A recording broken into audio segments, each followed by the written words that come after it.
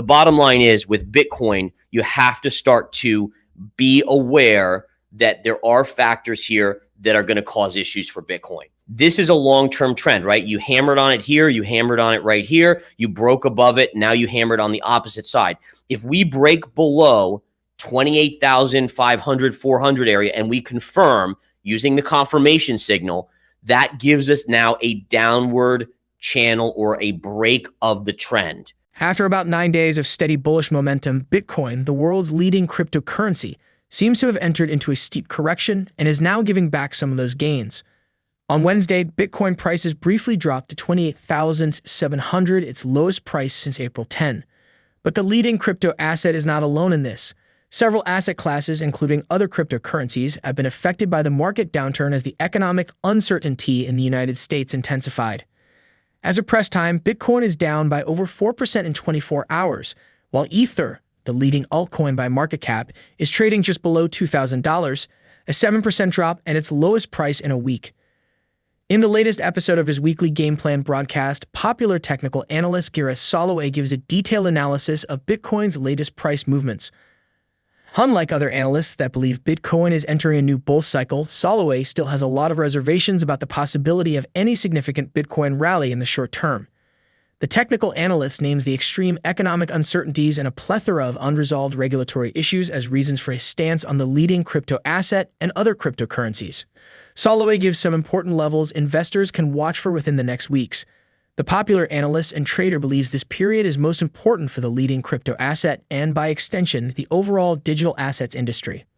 Before we listen to Gareth Soloway, please take a little time to like this video, subscribe, and turn on post notifications so you never miss our videos. Also, ensure you drop your comments and observations in the comments section below. Everything helps with the YouTube algorithm and immensely contributes to the channel's growth. Thanks and enjoy the video. We are at a major resistance. I've said this till I'm blue in the face. The 30,500 level is the level to watch. A lot of people kind of round it down to 30,000. No, the technical level is the technical level, 30,500. Look at what we've done right along here on the chart. Bitcoin has hammered on this over and over again. This is the daily chart. We even had a doji right here, which is a bearish signal where it popped above and then got slammed down right to that level. I love how it flushed 2 days ago, rallied back, and now it's flushing again.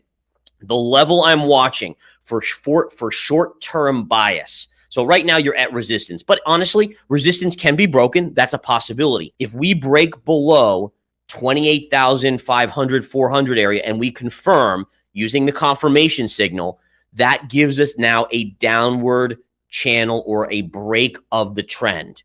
So for me, you're now, and by the way, these two lines are going to meet. So this is going to happen over the next week or two at longest. But right now, look for this support line right here. Also notice, I want to show you this, how if we connect these highs right through here, this line actually merges right at that point. So 28,500, 400, if we break below that, that is very bearish for Bitcoin. Okay, the other thing I have to talk to you guys about is there's so much FOMO out there. There is so much. You go on Twitter, you go on Instagram, you go anywhere out there. Everyone's talking about alt season. Everyone's talking about this. The alts are going to start going 100x or 10x or 5x, whatever it is. My issue with that is that basically because that narrative is out there, everyone's already positioned themselves long.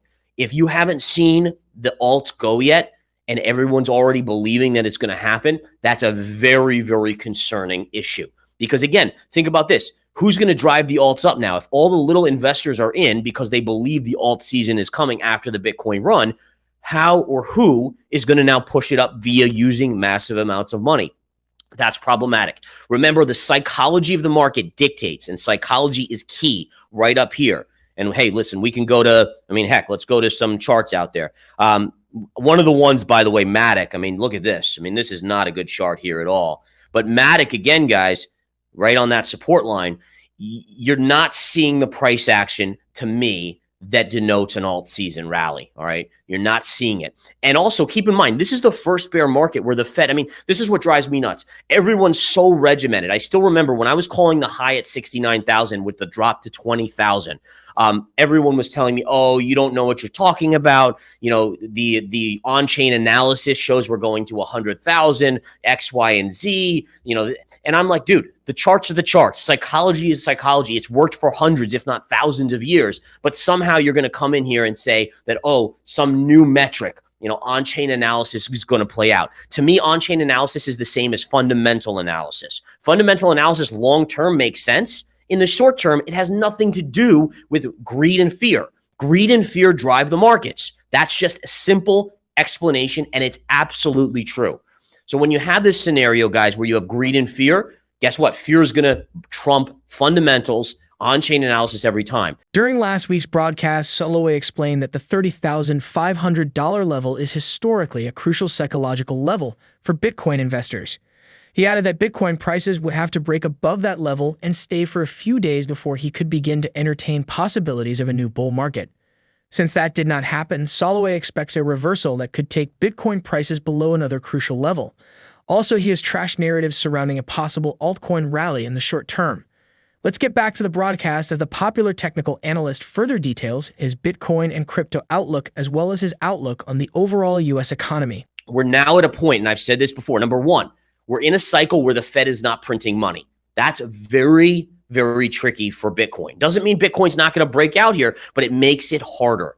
So to think that we're going to get the same 4-year cycle when Bitcoin is not being propelled by massive inflows of money from the Federal Reserve, from the US government, et cetera, that's problematic. In addition, every which way, I'm seeing Gary Gensler and the SEC suing this person or this company or that company.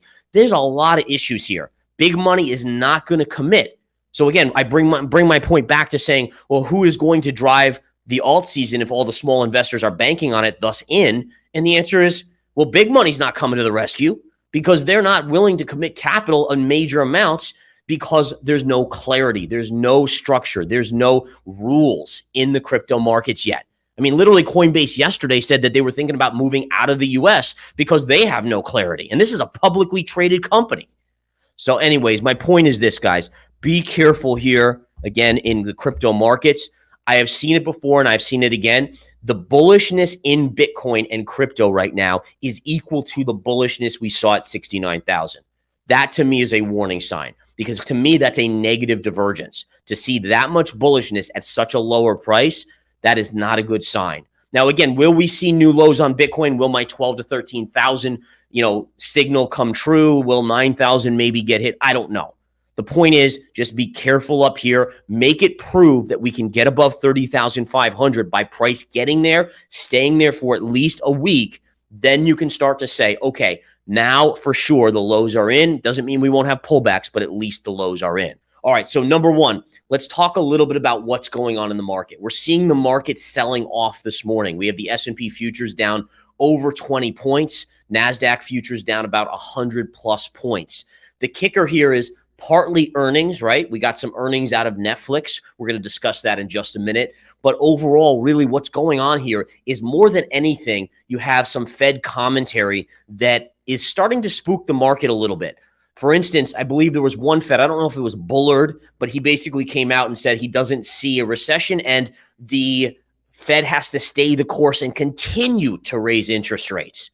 Now, the issue with that is that we just heard last week from the Federal Reserve that we were going to have a mild recession. So there's this dichotomy, there's this divergence building within the Fed where some people are still saying, hey, listen, mild recession, but we're going to still raise interest rates. That's freaking the market out because the market is smarter. You look at the 10-year yield, it's all the way down. All right. You don't have the 10-year yield trading where the Fed funds rate is trading at 5%. You have it into the 3% range because the markets are anticipating that essentially we're going to have a recession. If the Fed is saying we're going to have a mild recession, and remember, their track record is that, oh, don't worry about inflation. It's going to be transitory. What do you guys think when they say a mild recession? Do you think it's just going to be like, nah, no big deal, mild recession? Personally, I'd be a little bit more nervous. All right. And again, that's the kicker. Not only that, but then you had, again, a Fed official this morning saying, hey, we got to continue to stay the course and raise rates. So at what point does a mild recession, which probably already means that they're telling you it's mild, but they know it's going to be worse, if they keep raising rates, what happens next? A mild recession turns into them telling you it's going to be a mid-level recession, and then it actually is going to be a much worse recession. And then you go, by the way, there are stocks out there, Apple, Microsoft, trading at valuations that they're almost at all-time highs. They're trading at forward PEs where they were a year or two ago when we had the bull market. That is not healthy. They are being used as a cushion. They're being used as a safety net. Those, to me, are some of the biggest shorts out there when reality strikes that we will see a recession in the second half. And it's not just going to be a small recession. It's going to be a long recession. According to Gareth Soloway's analysis, the current Bitcoin chart shares some resemblance with the crypto assets chart around the time it hit its all-time high in November 2021. Just as Soloway called the top then, the popular analyst and trader is doing the same thing now, despite the significant losses of the past year. A similar downtrend will, at the least, have Bitcoin prices taking it from the current price of $28,700 to $14,000 or less. Soloway's outlook for the United States economy is just as gloomy. Still, there is little surprise there, especially with policymakers' preference for half-truths and the denial of the obvious until everything hits the roof.